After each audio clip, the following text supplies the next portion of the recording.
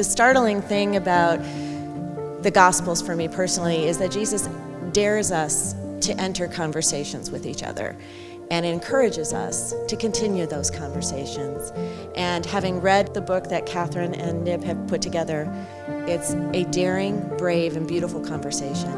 And we welcome them here tonight, and we thank them for asking the Cathedral Bookstore to participate in this conversation. When I first encountered Ida Wells, again, part of it was my white male arrogance, I just kept asking, who is this person? She is so powerful, and she was everywhere in American history from 1878 to 1931 when she died, and I just could not believe I didn't know about her. Wells was a woman with all of the foibles of every other human. She embarked upon her earthly journey with tenacious courage and sought to create the same opportunity for all of her sisters and brothers. She understood that the journey to liberation was not about splitting oneself into categories of black and white or male or female, but of incorporating the whole person in the journey.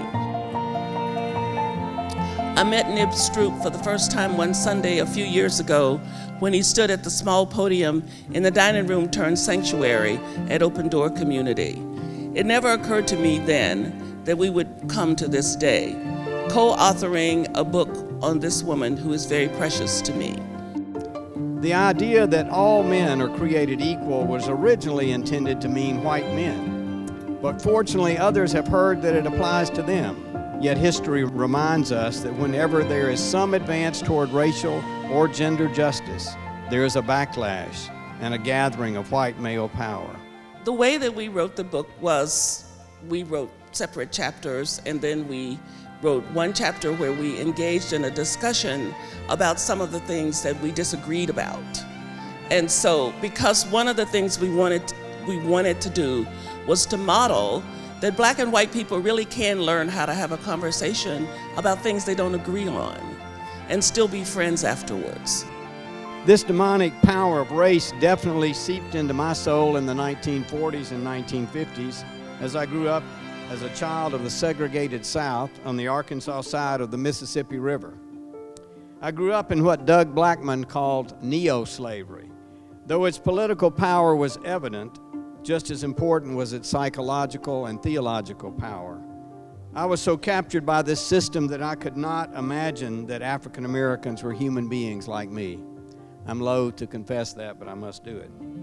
Segregation was viable not only because of naked political and military power, it was viable also because the hearts and imaginations of most people classified as white had learned and come to believe that it was God's will.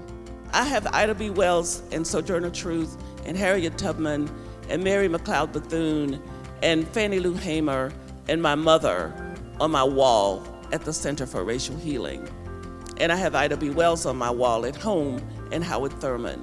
So those women look at me every day and say, don't you grumble.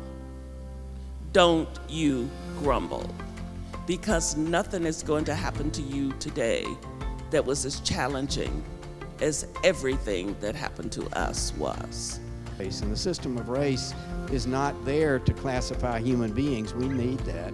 But it's there to say who should have power and who should not. So all of us classified as white must come to terms with our captivity to our being privileged, and we have various levels. And so my job is to continue that legacy. I've inherited that legacy of being a resistor and an interrupter. And you know, I don't have any illusion. I don't expect the United States of America to rewrite the Constitution and include everybody that's not white as equal in my lifetime. I believe that every time we stand up and stand against oppression, we interrupt the energy of oppression. And every time we interrupt that energy, we destabilize it a little bit.